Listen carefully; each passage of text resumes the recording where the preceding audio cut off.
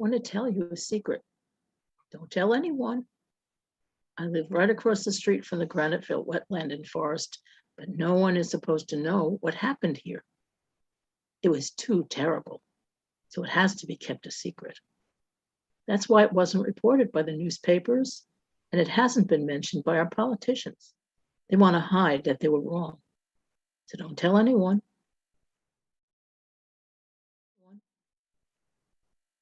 Hi, I'm Gabriella, the coordinator of the Coalition for Wetlands and Forests. I've earned a living as an architectural designer and a construction supervisor. Yes, you won't read it in the advance, and you won't hear it from our electeds. It's as if we in Graniteville don't exist. We disappeared. Okay, I'll tell some of you.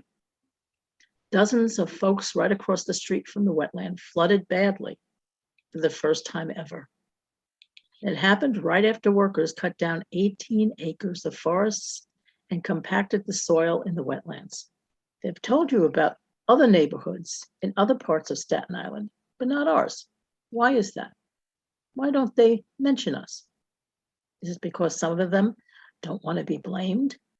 Yes, the Department of City Planning and the New York State DEC and many of our electeds said would have no significant impact from the destruction of the 1,800 trees in the Graniteville wetland in order to make way for BJs. For over 4 years, we kept warning them. We wrote letters, we marched, we petitioned, and we prayed that these woods that saved us from Hurricane Sandy would be saved from the bulldozers. But officials wouldn't listen. And now dozens of families have lost their homes and property due to severe flooding.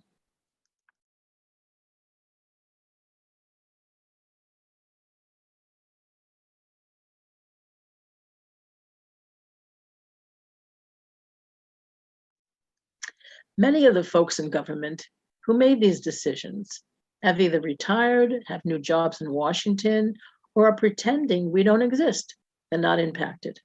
We are, so they don't care. Many here had no flood insurance. We never needed it till they cut down our wetland protection. Now we're severely impacted.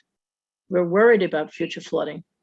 The cost of flood insurance will bankrupt our communities. Right before the flooding, some of us met with Mayor de Blasio, who said he cares, but really didn't know what to do about our concern.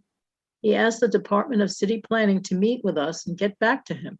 A few weeks later, Hurricane Ida hit and we were flooded. Assemblyman Cusick, it was some of us and the folks who were flooded. He said he was alarmed. He and Senator Savino wrote a letter to DCP, which said, quote, since the development of the wetlands began, the community has experienced severe and repeated flooding in areas that have never been flooded before. While a development project received all the necessary approvals to move forward, it seems as though the issues that have quickly arisen for the surrounding community should warrant a re-examination of the area. We are asking that you and your department please take this information into consideration and halt the project until these issues can be resolved, unquote. Halt the project until issues can be resolved? Sounds reasonable, right?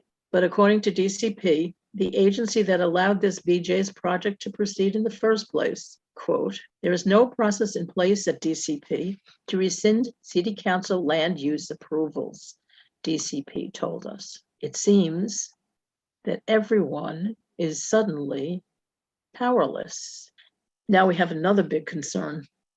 With climate change, sea level rise, torrential rain increases, 18 acres of hard surface, a rise of 7 to 8 feet before BJ's comes out of the ground, there'll be much more flooding.